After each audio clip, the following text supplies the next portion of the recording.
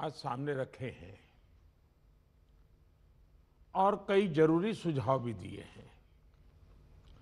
और बहुत स्वाभाविक था कि जहां पर मृत्यु दर ज्यादा है, जहां पर कोरोना का स्प्रेड तेज हो रहा है, उन राज्यों के साथ विशेष रूप से चर्चा की गई है।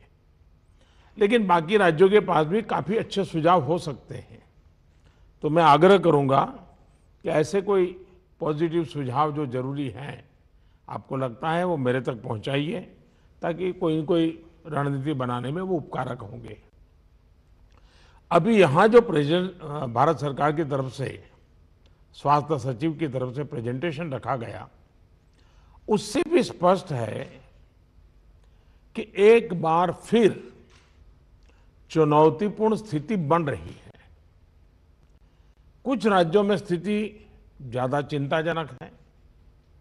ऐसे में गवर्नेंस सिस्टम में सुधार ये बहुत आवश्यक है।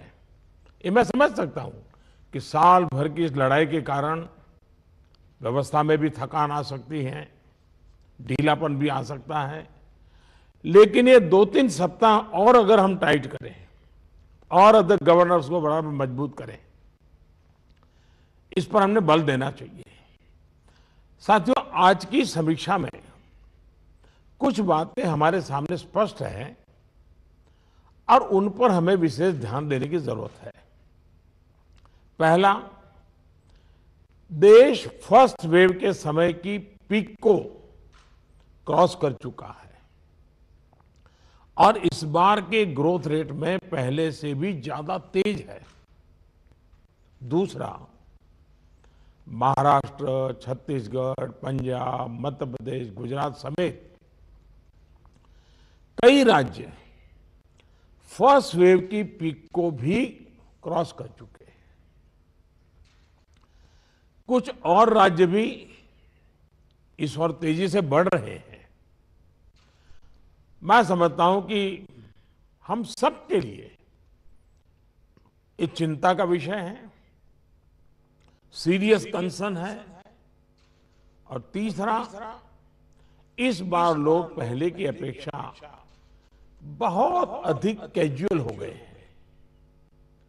अधिकतर राज्यों में प्रशासन भी सुस्त नजर आ रहा है। ऐसे में कोरोना के केसेस की इस अचानक बढ़ोतरी ने मुश्किलें ज्यादा पैदा की है। कोरोना के प्रसार को रोकने के लिए फिर से जन भागीदारी के साथ साथ हमारे परिश्रमी डॉक्टर्स और health workers, health care staff ने स्थिति को संभालने में बहुत मदद की है और आज भी कर रहे हैं। आप सभी में अपने पहले के अनुभवों का प्रभावी ढंग से उपयोग अपेक्षित है। अब आप कल्पना कीजिए कि गत वर्ष इन दिनों में हमारे हाल क्या थे।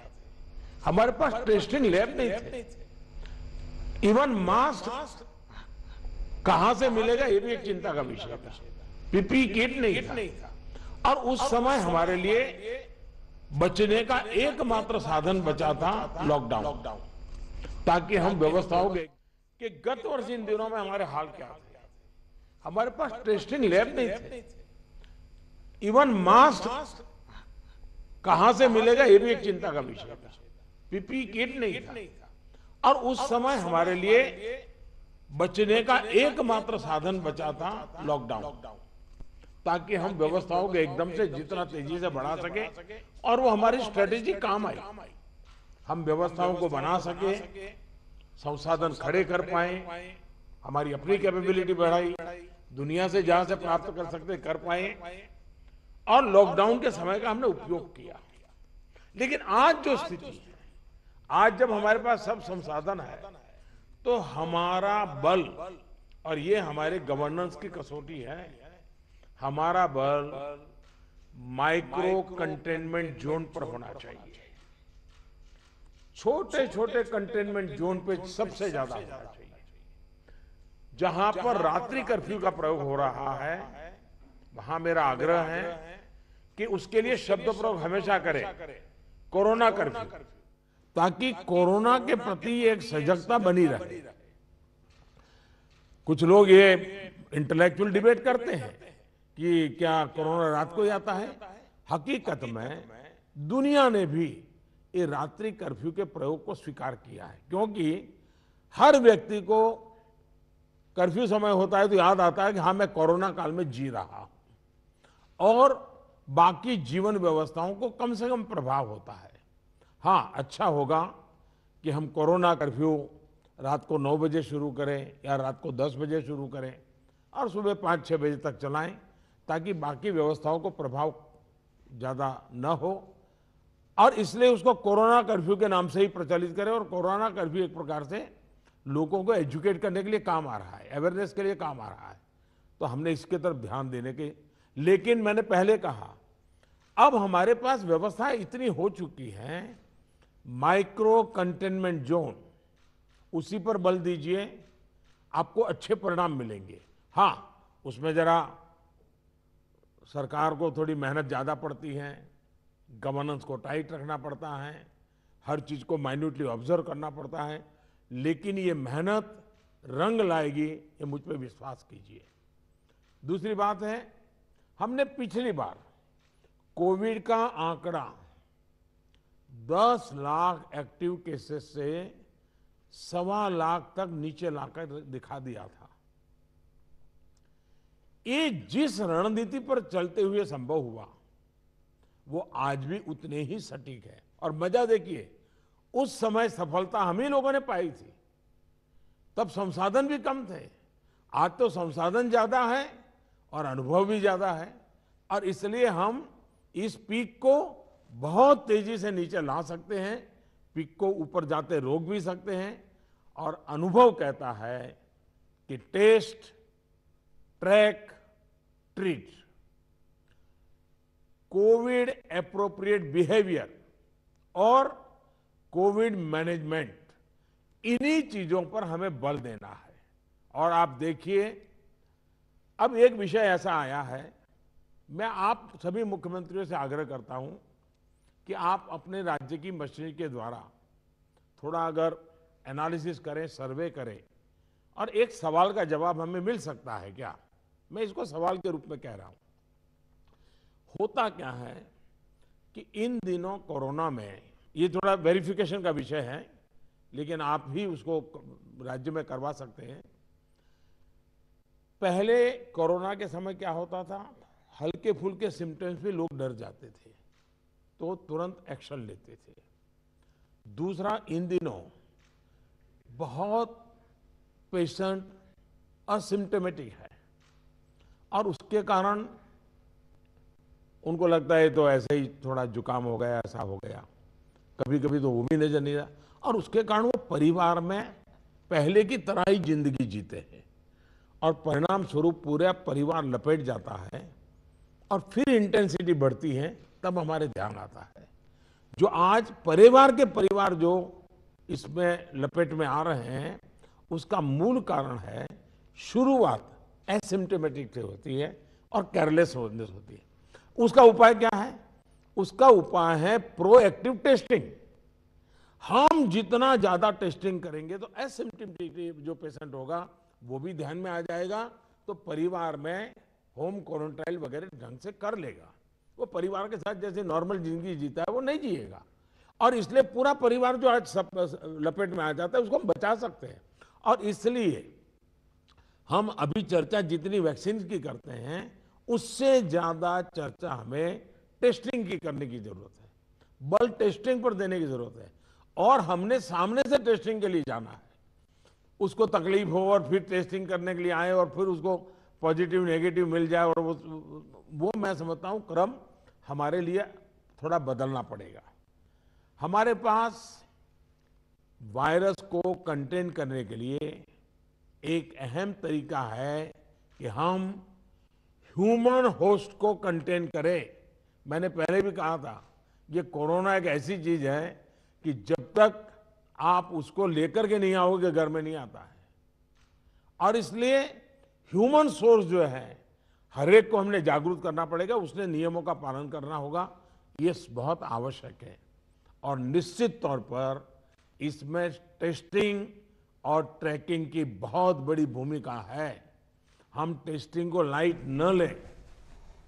टेस्टिंग को हमें हर राज्य में इतना बढ़ाना होगा कि पॉजिटिव रेट कैसे भी करके 5% के नीचे ला करके रख जाए। और आपको याद होगा, शुरू में जब कोरोना की खबरें आने लगी तो हमारे यहाँ कंपटीशन होने लगी। वो राज्य तो निकम्मा है, वहाँ बहुत बढ़ गया, फलाना राज्य बहुत अच्छा कर रहा है, राज्यों की आलोचना करना बड़ा फैशन हो गई थी। तो पहली मीटिंग में मैंने आप सबसे कहा था कि संख्या बढ़ने से आप जरा भी चिंता मत कीजिए, उसके कारण आपका परफॉर्मेंस बुरा है, प्रेशर में मत रहिए, आप टेस्टिंग पर बल दीजिए। और वो बात मैं आज भी कह रहा हूँ, संख्या ज़्यादा है इसलिए आप गलत कर रहे हैं, ये सोचने की ज़रूरत नहीं है। आप टेस्टिंग ज़्यादा करते हैं, उसके कारण पॉजिटिव केस नज़र आते हैं, लेकिन बाहर निकलने का रास्ता वही है। और जो आलोचना करने वाले हैं, थोड़े दिन आलोचना सुननी पड़ेगी, लेकिन रास्ता तो टेस्टिंग का ही है। टेस्टिंग के कारण आंकड़ा बड़ा आ जाता है, आने दीजिए। उसके कारण कोई राज्य अच्छा है, कोई राज्य बुरा है, ऐसा मूल्यांकन का तरीका ठीक नहीं है। और इसलिए मेरा आपका आग्रह है कि इस प्रेशर से बाहर निकल जाइए, टेस्टिंग को बल दीजिए। भले पॉजिटिव केस ज़्यादा आते हैं, आने दीजिए, लेकिन उसी का तो हम उपाय कर पाएंगे। और हमारी टारगेट 70%, 70% RT-PCR टेस्ट करने का है। कुछ जगह से मेरे पास खबर आई है, मैंने वेरीफाई नहीं किया है, कि कुछ लोग जो RT-PCR टेस्ट कर रहे हैं उसमें जो सैंपल लेते हैं उसमें बहुत लेथार्जिक है, ऐसे ही मुंह के आगे ही से सैंपल ले लेते हैं। ऐसा है, बहुत गहरे जाकर के सैंपल लिए बिना रियल रिजल्ट मिलता ही नहीं है। अगर आपने ऊपर ऊपर से ले लिया मुंह में थोड़ा सा डाल करके, तो जो रिजल्ट आएगा वो तो नेगेटिव ही आने वाला है। और इसलिए जब तक सुई को अंदर डाल करके सैंपल नहीं लेते हैं, जिन राज्यों में ये हो रहा है इसको रोकने के लिए कोशिश कीजिए। भले पॉजिटिव केस बढ़े, चिंता मत कीजिए, लेकिन पॉजिटिव केस होगा तो ट्रीटमेंट होगा, लेकिन वो नहीं होगा तो घर में फैलाता रहेगा, पूरे परिवार को, पूरे मोहल्ले को, पूरे टेनामेंट को, सबको लपेट लेगा। हमने पिछली मीटिंग में भी इस पर चर्चा की थी कि RT-PCR टेस्ट बढ़ाने की जरूरत है। और फिर मैं कहता हूं कि प्रॉपर सैंपलिंग और प्रॉपर होना चाहिए। आपने देखा होगा, कुछ लैब सबको निगेटिव दे रही हैं, कुछ लैब सबको पॉजिटिव दे रही है, तो ये तो अच्छी चित्र नहीं है, तो कहीं कुछ कमी है। और ये गवर्नेंस के माध्यम से हमने चेक करना होगा। कुछ राज्यों को इसके लिए इंफ्रास्ट्रक्चर बढ़ाने की जरूरत होगी, लेकिन इसे जितनी तेजी से करेंगे उतना ही मददगार होगा। लैब्स में शिफ्ट बनाने की जरूरत करनी है, तो मैं समझता हूं इसे भी किया जाना चाहिए। साथ ही मैंने जैसे पारण में कहा, कंटेनमेंट जोन्स में टेस्टिंग पर हमें बहुत बल, जिस कंटेनमेंट जोन तय करें उसमें एक भी व्यक्ति टेस्टिंग के बिना रहना नहीं चाहिए। आप देखिए, आपको परिणाम फटाफट मिलना शुरू हो जाएगा। साथियों, जहां तक ट्रैकिंग का प्रश्न है, प्रशासनिक स्तर पर हर इन्फेक्शन के हर कॉन्टैक्ट को ट्रैक करना, टेस्ट करना और कंटेन करना, इनमें बहुत तेजी की जरूरत है। 72 आवर्स में कम से कम 30 कॉन्टैक्ट ट्रेसिंग से हमारा टारगेट कम नहीं होना चाहिए। एक व्यक्ति का खबर आया तो उसके 30 संबंधित लोगों जो भी मिले हैं उसको हमने करना ही पड़ेगा। कंटेनमेंट जोन की भी सीमाएं स्पष्ट होनी चाहिए, वेग नहीं होना चाहिए। पूरे के मोहल्ले, इलाके के इलाके, ऐसा मत करो। अगर 2 फ्लैट हैं, एक इमारत में 6 मंजिला है, तो फिर उतनों को ही करो। बगल का टावर है उसको बाद में देखो।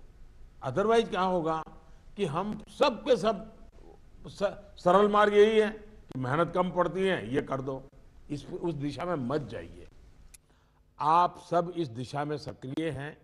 बस हमारी सतर्कता में कोई कमी नहीं आनी चाहिए, यही मेरा आग्रह रहेगा।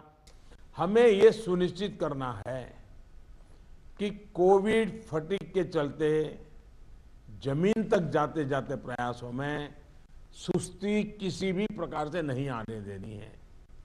कई राज्यों में कॉन्टैक्ट ट्रेसिंग को पीरियोडिकली क्रॉस चेक करने के लिए भी टीम्स बनाकर काम किया है। इसके अच्छे नतीजे मिले हैं। हम सबको ये भी अनुभव है कि जहां कंटेनमेंट जोन में हेल्थ मिनिस्ट्री की एसओपीज का, और मैं मानता हूं ये एसओपी बड़े अनुभव से तैयार हुई है और समय समय पर उसको अपग्रेड किया गया है, उस एसओपी का प्रभावी पालन हो रहा है, वहां बहुत अच्छी सफलता मिल रही है। इसलिए मेरा ये सुझाव जरूर होगा कि इस और विशेष ध्यान दिया जाए। साथियों, हमने चर्चाओं के दौरान अभी मोर्टालिटी रेट पर चिंता जताई। ये कम से कम रहे, इन पर भी हमें बहुत जोर देना है। और उसका मूल कारण यही है कि वो रूटीन लाइफ जीता है, मामूली बीमारी ऐसा मान लेता है, पूरे परिवार में फैला देता है और फिर एक स्थिति बिगड़ने के बाद अस्पताल तक आता है, फिर टेस्टिंग होता है और तब चीजें हमारे हाथ से निकल जाती है। हमारे पास हर हॉस्पिटल में डेथ एनालिसिस की जानकारी होनी चाहिए। किस स्टेज में बीमारी का पता चला, कब एडमिशन हुआ, मरीज को कौन कौन सी बीमारियां थी, मृत्यु के पीछे अन्य क्या फैक्टर्स रहे, ये डाटा जितना कॉम्प्रिहेंसिव होगा, हमें उतने ही जीवन बचाने में बहुत आसानी होगी। साथियों, मैं आपकी भी जानकारी में है कि एम्स दिल्ली हर मंगलवार और शुक्रवार को इस विषय पर वेबिनार आयोजित करते हैं और देश भर के डॉक्टर्स उनसे जुड़ते हैं। ये लगातार होते रहना चाहिए। सभी राज्यों के अस्पताल इनसे जुड़ते रहें। जो नेशनल क्लिनिकल मैनेजमेंट प्रोटोकॉल चल रहा है, उनकी जानकारी सबको रहे, ये भी जरूरी है। और ये लगातार कम्युनिकेशन की व्यवस्था है। जो मेडिकल फैकल्टी के लोग हैं, उनको उन्हीं की भाषा में उन्हीं को लोग समझाएं, इसका प्रबंध है, इसका लाभ लेना चाहिए। इसी तरह एम्बुलेंसेस, वेंटिलेटर्स और ऑक्सीजन अवेलेबिलिटी की भी लगातार समीक्षा आवश्यक है। अभी तक जब पिछली बार हम पीक में थे, आज भी देश में उतना ऑक्सीजन का उपयोग नहीं हो रहा है और इसलिए एक बार एनालिसिस कर लें हम चीज़ों का, रिपोर्ट को जरा वेरीफाई कर लें हम। साथियों, एक दिन में हम 40 लाख वैक्सीनेशन के आंकड़े को भी पार कर चुके हैं। वैक्सीनेशन पर कई महत्वपूर्ण बिंदु इस चर्चा में हमारे सामने आए हैं। देखिए, वैक्सीनेशन में भी आपके अधिकारियों को लगाइए, दुनिया भर के समृद्ध से समृद्ध देश जिसके पास सब सुविधाएं उपलब्ध है, उन्होंने भी वैक्सीनेशन के लिए जो क्राइटेरिया तय किए हैं, भारत उनसे अलग नहीं है। आप जरा स्टडी तो कीजिए, आप पढ़े लिखे लोग आपके पास है, जरा देखिए तो सही। और नए वैक्सीन डेवलपमेंट के लिए जितना भी कोशिश हो रही है, मैक्सिमम वैक्सीनेशन और मैन्युफैक्चरिंग कैपेसिटी है, उसके लिए भी काम हो रहा है। और वैक्सीन के डेवलपमेंट से लेकर स्टॉक और वेस्टेज जैसे जरूरी बिंदुओं पर भी चर्चा हुई है। ये बात सही है। आपको मालूम है कि भी इतनी वैक्सीन बन पाती है। अभी ऐसा तो नहीं है कि इतने बड़े बड़े फैक्ट्रियां कोई रातों रात लग जाती हैं। जो हमारे पास अवेलेबल है उसके हमें प्रायोरिटाइज करना पड़ेगा। किसी एक राज्य में सारा माल रख करके हमें परिणाम मिल जाएगा, ये सोच ठीक नहीं है। हमें पूरे देश को ख्याल करके ही उसको मैनेजमेंट करना पड़ेगा। कोविड मैनेजमेंट का एक बहुत बड़ा पार्ट वैक्सीन वेस्टेज ये रोकना भी है। साथियों, वैक्सीन को लेकर राज्य सरकारों की सलाह, सुझाव और सहमति ने से ही देशव्यापी रणनीति बनी है। मेरा आप सभी से आग्रह होगा कि हाई फोकस्ड डिस्ट्रिक्शन जो हैं उनमें 45 साल के ऊपर 100% वैक्सीन के लिए लगातार प्रयास कीजिए। एक बार एक तो अचीव करके देखिए।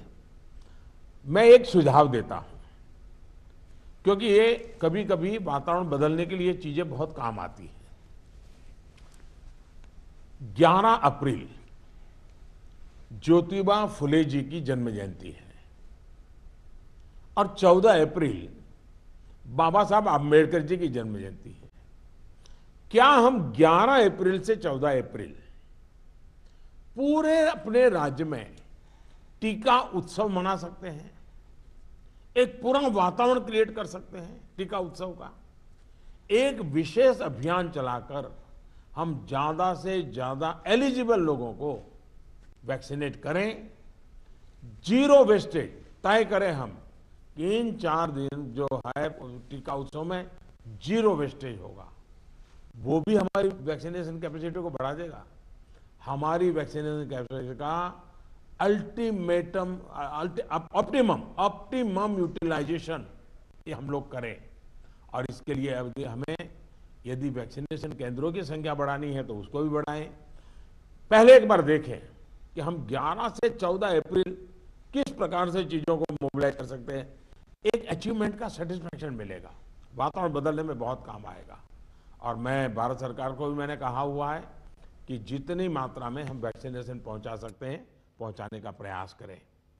हमारा प्रयास यही होना चाहिए कि इस टीका उत्सव में हम ज्यादा से ज्यादा लोगों को वैक्सीनेट करें, और वो भी एलिजिबल वर्ग को। मैं देश के युवाओं से भी आग्रह करूंगा कि आप अपने आसपास के भी 45 साल के ऊपर के जो लोग हैं उनको वैक्सीन लगाने के लिए मदद करिए। मेरी नौजवानों से विशेष अपील है, आप हेल्दी हैं, सामर्थ्यवान हैं, आप बहुत कुछ कर सकते हैं, लेकिन अगर मेरा देश का नौजवान कोरोना के जो एसओपीज हैं, जो प्रोटोकॉल्स हैं, डिस्टेंस मेंटेन करने वाली बात है, मास्क पहनने वाली बात है, अगर मेरा देश का नौजवान इसको लीड करेगा तो कोरोना की कोई ताकत नहीं है कि मेरे नौजवान तक पहुंच जाए। हम पहले इस प्रिकॉशन को नौजवानों पर बल दें। नौजवानों को वैक्सीन के लिए जितना हम मजबूर करना चाहते हैं उससे ज्यादा उसको प्रोटोकॉल के लिए प्रेरित करें। अगर हमारा नौजवान इसको बीड़ा उठा लेगा, खुद भी प्रोटोकॉल का पालन करेगा, औरों से भी करवाएगा, तो आप देखिए वही स्थिति जैसे हम एक बार पीक पर जाकर के नीचे आए थे, दोबारा हम आ सकते हैं। इस विश्वास के साथ हम आगे चल सकते हैं। सरकार ने एक डिजिटल व्यवस्था बनाई है जिससे लोगों को वैक्सीन में मदद मिल रही है, और बहुत अच्छा अनुभव सब लोग लिखते भी हैं कि भाई मुझे बहुत अच्छा अनुभव रहा। लेकिन इस डिजिटल व्यवस्था से जुड़ने में जैसे भी परेशानी आ रही है, जैसे गरीब परिवार हैं उनके लिए टेक्नोलॉजी का समझ नहीं है, मैं नौजवानों से कहूंगा ऐसे परिवारों को मदद करने के लिए आप आगे आइए। हमारे एनसीसी हो, हमारे एनएसएस हो, ये हमारे राज्य के जो सरकार की व्यवस्थाएं हैं उनको हम काम में लगाएं ताकि लोगों को थोड़ी मदद मिले। हमने इसकी चिंता करनी चाहिए। शहरों में एक बहुत बड़ा वर्ग है जो गरीब है, बुजुर्ग हैं, झुग्गी झोपड़ी में रहता है, उन तक ये बातें पहुंचाएं, उनको हम वैक्सीनेशन के लिए ले जाएं। ये हमारे वॉलेंटियर्स को, सिविल सोसाइटी को, हमारे नौजवानों को हमारी सरकारें मोबिलाइज करें और उन्हें प्राथमिकता के आधार पर हम वैक्सीन लगवाना अगर हमारा प्रयास रहेगा तो हमें एक पुण्य का काम का संतोष मिलेगा और हमें उनकी चिंता जरूर करनी चाहिए। वैक्सीनेशन के साथ साथ हमें ये भी ध्यान रखना है कि वैक्सीन लगवाने के बाद भी लापरवाही न बरते। सबसे बड़ी संकट ये हो गया है कि भाई अब मुझे कुछ होगा ही नहीं। देवन से मैं कह रहा हूं, दवाई भी और कड़ाई भी। हमें लोगों को ये बार बार बताना होगा कि वैक्सीन लगने के बाद भी मास्क वगैरह जो प्रोटोकॉल्स है उसका पालन और अनिवार्य है। इंडिविजुअल लेवल पर लोगों में मास्क और सावधानी को लेकर जो लापरवाही आई है उसके लिए फिर से जागरूकता जरूरी है। जागरूकता के इस अभियान में हमें एक बार फिर समाज के प्रभावी व्यक्तियों, सामाजिक संगठनों, सेलिब्रिटीज, ओपिनियन मेकर्स अपने साथ जोड़ना होगा। और इसके लिए मेरा आग्रह है कि गवर्नर नाम की जो अपने यहाँ इंस्टीट्यूट है उसका भी भरपूर उपयोग किया जाए। क्या गवर्नर साहब के नेतृत्व में, मुख्यमंत्री जी के मार्गदर्शन में ऑल पार्टी मीटिंग, राज्य तो सबसे पहले कर लें, राज्य ऑल पार्टी मीटिंग करें और ऑल पार्टी मीटिंग करके एक एक्शनेबल पॉइंट तय करें। फिर मेरा आग्रह है कि गवर्नर साहब और मुख्यमंत्री मिलकर के जितने भी इलेक्टेड लोग हैं उनका वर्चुअल वेबिनार करें। पहले अर्बन बॉडीज का करें, फिर रूरल बॉडीज का करें, जितने लोग चुन करके आए हैं उनसे करें और उनके सामने सभी आपके असेंबली में जो जीत करके लोग आए हैं उसके जो फ्लोर लीडर हैं सब संबोधित करें। तो एक पॉजिटिव मैसेज अपने आप शुरू हो जाएगा कि भाई इसमें राजनीति नहीं करनी है, सबने मिलकर के करना है। तो मैं समझता हूँ एक तो ये प्रयास करना चाहिए। दूसरा, गवर्नर साहब के नेतृत्व में, क्योंकि मुख्यमंत्री के पास बहुत काम रहते हैं, लेकिन गवर्नर साहब के नेतृत्व में एक आध समिट, बड़ा वेबिनार भी किया जाए और जो शहर हो वहाँ पर लोकल हो तो सभी धार्मिक नेताओं को बुला करके एक समिट हो जाए और बाकी लोगों को वर्चुअल जोड़ा जाए। जो सिविल सोसाइटी के लोग हैं एक आध समिट उनका कर लिया जाए। जो सेलिब्रिटीज हैं, लेखक हैं, कलाकार हैं, खिलाड़ी हैं, उनको एक बार कर लिया जाए। मैं समझता हूं कि ये गवर्नर के माध्यम से इस प्रकार के लगातार भिन्न भिन्न समाजों के लोगों को जोड़ने का एक मूवमेंट चलाया जाए। और यही बात कि भाई आप इन प्रोटोकॉल का फॉलो कीजिए, टेस्टिंग पर बल दीजिए। हमारा क्या हुआ है, हम एकदम टेस्टिंग भूल करके वैक्सीन पे चले गए। वैक्सीन जैसे जैसे प्रोडक्ट होगी, जैसे जैसे पहुंचेगी। हमने लड़ाई जीती थी बिना वैक्सीन को। वैक्सीन आएगी कि नहीं आएगी वो भी भरोसा नहीं था, तब हम लड़ाई जीते। तो आज हमें इस प्रकार से भयभीत होने की कोई जरूरत नहीं है, लोगों को भयभीत होने नहीं देना है। अगर हम जिस तरीके से लड़ाई को लड़े थे उसी तरीके से लड़ाई को जीत सकते हैं। और जैसा मैंने कहा, पूरे परिवार लेपट में आ रहे हैं, उसका मूल कारण जो मुझे नजर आता है, फिर भी आप लोग इसको वेरीफाई कीजिए। मैं क्लेम नहीं कर रहा हूं किसी चीज का, मैं सिर्फ अपना ध्यान आकर्षित करता हूं कि एसिम्प्टोमेटिक कारणों से शुरू में परिवार में ये फैल जाता है, फिर अचानक परिवार में जो पहले से बीमार व्यक्ति है या कुछ करने वाला है वो एकदम से नए संकट में आ जाता है, फिर पूरा परिवार संकट में आ जाता है। और इसलिए मेरा आग्रह है, प्रोएक्टिवली हमने टेस्टिंग पर बल देना होगा। हमारे पास व्यवस्थाएं हैं, हिंदुस्तान के हर जिले में लैब बन चुकी हैं। एक लैब से शुरू किया था हमने, आज हर जिले में लैब पहुंच गई है। और हम इस चीज को बल ना दे तो कैसे होगा। इसलिए मेरा आग्रह है, जहां तक राजनीति करना न करने का सवाल है, मैं तो डे वन से देख रहा हूं, भांति भांति के बयानों को झेल रहा हूं, लेकिन मैं कभी मुंह खोलता नहीं हूं, क्योंकि मैं मानता हूं ये हिंदुस्तान के लोगों की सेवा करना पवित्र हमारा जिम्मेवारी है। हमें ईश्वर ने इस समय ये कठिन परिस्थिति में सेवा करने का जिम्मा दिया है, हमने इसको निभाना है। जो राजनीति करना चाहते हैं वो कर ही रहे हैं, उनके लिए मुझे कुछ कहना नहीं है। लेकिन हम सभी मुख्यमंत्री अपने राज्य के सभी दलों को बुला करके, सभी प्रकार के लोगों को साथ रख करके अपने राज्य में स्थिति को बदलने के लिए आगे आएंगे। मुझे पक्का विश्वास है इस संकट को भी हम देखते ही देखते पार करके निकल जाएंगे। फिर एक बार मेरा यही मंत्र है, दवाई भी और कड़ाई भी। ये इस विषय में कोई कॉम्प्रोमाइज मत कीजिए जी। मैंने पिछली बार भी कहा था कि आपको जुकाम की दवा ले ली और बाहर बारिश आ रही है, आप कहें मैं छाते का उपयोग नहीं करूंगा, ये नहीं चल सकता है। आपको अगर जुकाम हुआ है, दवाई ली है, ठीक हुए, तो भी अगर बारिश आ रही है तो आपको छाता रखना ही पड़ेगा, रेनकोट पहनना ही पड़ेगा। वैसा ही ये कोरोना एक ऐसी बीमारी है, जैसे हर प्रोटोकॉल में फॉलो करते इसको भी करना पड़ेगा। और मैं ये कहूंगा कि जैसे हमने पिछली बार कोरोना को नियंत्रित किया था, वैसे ही हम इस बार भी कर लेंगे। मेरा पक्का विश्वास है और मेरा आप पर भरोसा है। आप अगर इनिशिएटिव लेंगे, चिंता करेंगे और फोकस टेस्टिंग पे कीजिए। वैक्सीनेशन की व्यवस्था एक लंबे कालखंड के लिए है, जो निरंतर चलानी होगी वो चलाते रहेंगे। आज बल हम इस पर दें और जो एक टीका उत्सव एक ब्रेक थ्रू करने के लिए तय किया है, उस टीका उत्सव पर हम एक नई सफलता प्राप्त करें। एक नया विश्वास पैदा करने के लिए एक छोटा सा अवसर काम आ सकता है। मैं फिर एक बार आपके सुझावों की प्रतीक्षा करूंगा। बहुत बहुत धन्यवाद। धन्यवाद प्रधानमंत्री जी।